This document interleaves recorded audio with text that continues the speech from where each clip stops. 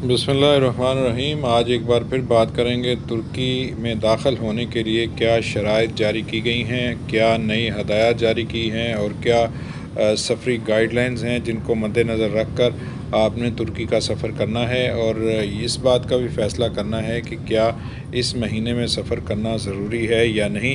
इन तमाम अमूर पे हम आज की वीडियो में गुफ्तगू करेंगे। आपसे गुजारिश ये है कि हमारे चैनल को सब्सक्राइब कर लीजिए, इसे दोस्तों तक शेयर कीजिए और हमारी इस वीडियो पे अगर आपको पसंद आए तो तबसरा ज़रूर कीजिएगा, या मज़ीद आप कोई मालूमात चाहते हैं तो आप कमेंट बॉक्स में लिख सकते हैं। जो ताज़ा तरीन इत्तला हमारे पास मौजूद है उसके मुताबिक बांग्लादेश, ब्राज़ील, जनूबी अफ्रीका, इंडिया, नेपाल और श्रीलंका से तुर्की में एंट्री को बैन किया गया है।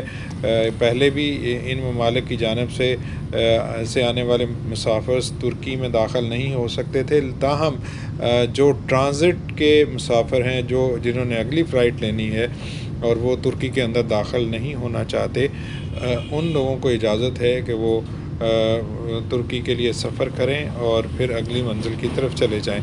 इसके साथ साथ जो लोग इन ममालिक जिनमें बांग्लादेश, ब्राज़ील, जनूबी अफ्रीका, इंडिया, नेपाल और श्रीलंका शामिल है, लोग वहाँ पे गए हैं, दूसरी कौमियतों के लोग, तो उनके लिए ज़रूरी है कि वो अपना PCR टेस्ट जो है, नेगेटिव PCR टेस्ट, वो हुकाम को फ़राहम करेंगे। और ये नेगेटिव PCR टेस्ट 72 घंटे से ज़ायद पुराना नहीं होना चाहिए। एक तो ये चीज़ है जिसको मद्देनज़र रखना ज़रूरी है। दूसरी चीज़ ये है कि जी पैसेंजर्स जो 6 साल से हैं या उससे बड़े हैं, अफ़गानिस्तान और पाकिस्तान से आ रहे हैं, वो अपना उन्हें जो है वो क्वारंटीन करना पड़ेगा। और उन्हें इसके साथ साथ ये भी कि उन्हें 72 घंटे पुराना जो है वो टेस्ट जो है वो साथ लाना पड़ेगा।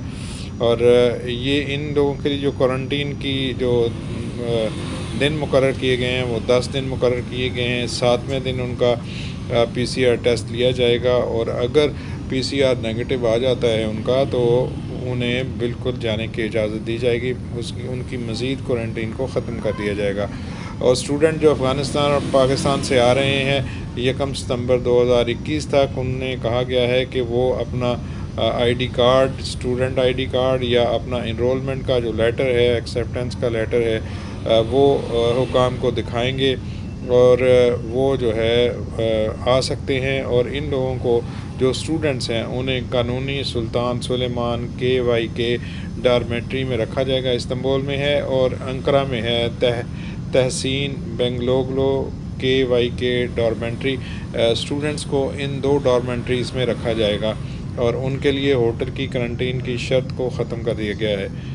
अच्छा जी, जो लोग सिटीज़न हैं अफ़गानिस्तान के और पाकिस्तान के, उनके पास रेजिडेंस का परमिट है या वर्क परमिट है तुर्की में, और वो अगर सफ़र करना चाहते हैं तो वो मुसाफिर जो है एयरपोर्ट पे अपना जो अकामत का कार्ड है वो दिखाएंगे और अपना वर्क वीज़ा दिखाएंगे और उसके बाद उनको तुर्की का सफ़र करने की इजाज़त होगी। लेकिन उनके लिए ये ज़रूरी होगा कि वो घर वहाँ पहुँचने के बाद उनको उनके घरों में क्वारंटीन किया जाएगा। लेकिन इसके साथ साथ ये भी तुर्क हुकाम ने कहा है कि जो लोग तुर्की और अंकारा में नहीं रहते और दूसरे शहरों में रहते हैं, तो वो दूसरे शहरों तक जाने के लिए प्राइवेट ट्रांसपोर्ट को इस्तेमाल करेंगे। उन्हें डोमेस्टिक फ़्लाइट्स को लेने की इजाज़त नहीं होगी और वो पब्लिक ट्रांसपोर्ट में सफ़र नहीं कर सकेंगे।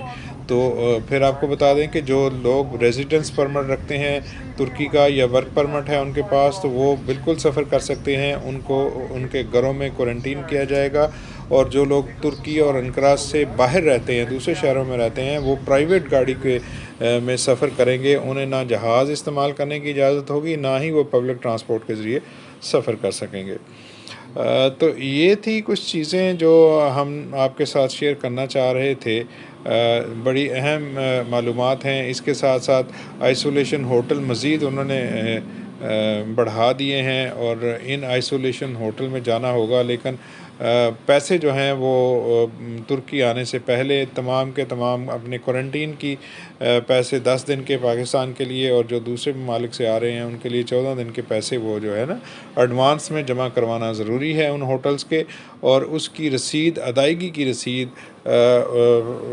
جہاز لینے سے پہلے وہاں کے حکام کو، جو ایئرپورٹ کے حکام ہوں گے، ان کو دکھانا ضروری ہے۔